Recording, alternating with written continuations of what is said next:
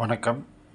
இன்றைய பதிவில் கேரளா மாநிலம் பாலக்காடு மாவட்டத்தில் உள்ள மீன்குளத்தி பகவதி அம்மன் கோவிலுக்கு செல்கிறோம். அதுதான் காணொளியாக வந்திருக்கிறது.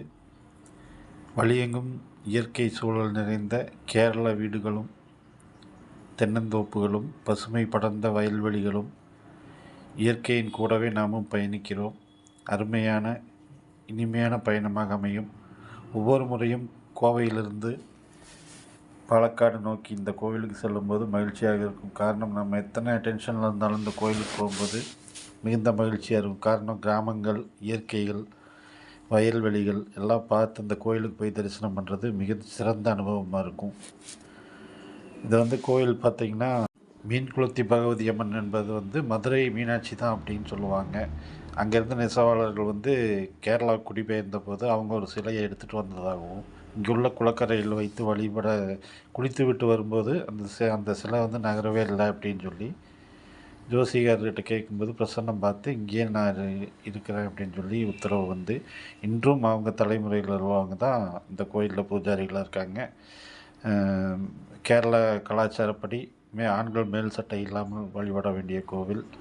பெண்கள், குழந்தைகள் எல்லோரும் வழிபடலாம். பாலக்காடு கோவை மாவட்டத்திலேருந்து, கோவை நகரத்திலேருந்து இந்த கோயில் கிட்டத்தட்ட 70 கிலோமீட்டர் தொலைவில் இருக்குது. பஸ் வசதிகள் எல்லாமே இருக்குது. எல்லா மக்களும் நன்றாக தமிழ் பேசக்கூடியவர்கள். இந்த கோயில் பார்த்திங்கன்னா, கோயில் பக்கத்துலேயே தெப்பக்குளம் இருக்கும். அங்கே மீன்களுக்கு பொறி போடுறது ரொம்ப விசேஷமானது. அழகான அருமையான ஊர், அன்பான மக்கள். நம்ம என்ன கேட்டாலும் தமிழில் தெளிவாக விளக்கம் சொல்லுவாங்க.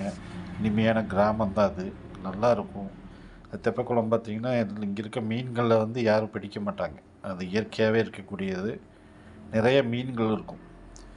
உங்களுக்கு முடிஞ்சால் ஒரு தடவை போயிட்டு வாங்க. ரொம்ப மன நிறைவாக அமைதியாக இருக்கும் இந்த கோவிலில். பாலக்காடுலேருந்து பஸ் வசதி இருக்குது. கோயம்புத்தூர்லேருந்தும் பஸ் வசதி இருக்குது. தவிர பாலக்காடுலேருந்து மினி பேருந்துகள் எல்லாமே இருக்குது. அங்கே போனாலும் ஆட்டோ கட்டினாலும் ரொம்ப கம்மி விலையில், நியாயமான விலையில் கிடைக்கும். கேரளாவில் ரொம்ப முக்கியமான ஒரு கோவில் மீன்குளத்தி பகவதி அம்மன் கோவில். இந்த காணொளி என்னோடு சேர்ந்து பயணித்த உங்களுக்கும் நன்றி. மிகச் சுருக்கமான காணொளி தான். நன்றி, வணக்கம்.